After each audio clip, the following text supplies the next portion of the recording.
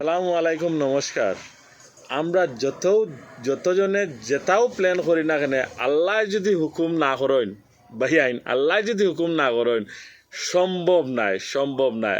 আমি গত নভেম্বর মাসও আমার মেয়ের স্কুল বন্ধ হইব 25 তারিখ থেকে লইয়া মে মাস পুরা মানে জুনের 1 তারিখ খুলব।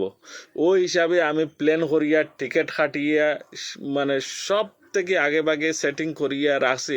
আমার দোকানে একটা কাজের ছেলে আসলো, আমি ওই জায়গাত আরও একজন ধুবড়ির মানুষ রাখছি, মানে 3জন, যাতে আমি যদি যাই গিয়ে আমার জায়গাত তাইন কাজ করবা আর তানে আমি কাজ শিখাইবার লাগি বাড়ির যাওয়ার 4 থেকে 5 মাস আগে তানে আমি অ্যাপয়েন্টমেন্ট করছিলাম।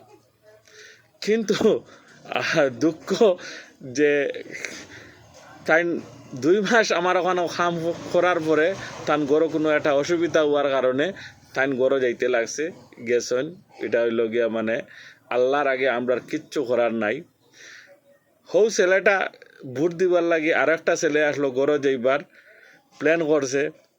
আমি আরও একটা ছেলে আমার নিজের খাস আনছিলাম, আনিয়া হেরে দিছিলাম ছুটি।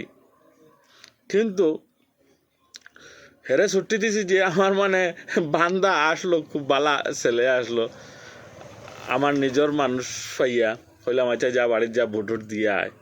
হে গেল ভোট দেওয়াত গিয়া তার গরো আরও তোরা অসুবিধা পড়িয়া হে মোটামুটি ঈদের আগে তার আওয়া বুঝিয়ার না সম্ভব। যে ছেলে আমার নিজের হইয়া আনছিলাম আর কেদা মারতাম নিজের মাথা যায় না, তে হেও গেল গিয়া।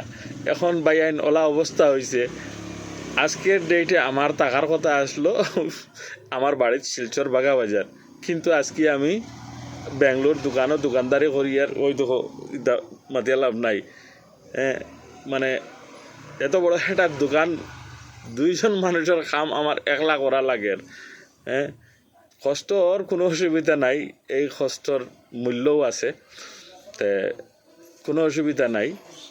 কিন্তু মেইন কথাটা ওটা, আল্লাহর হুকুম না হইলে কিচ্ছু সম্ভব নাই। তুমি যত প্ল্যান করো না কেন, তার হুকুম যদি না হয় তোমার এগুলা কিচ্ছু সাকসেস হইতো না। রাখলাম। আসসালামু আলাইকুম। আমার লাগি দোয়া করবা আর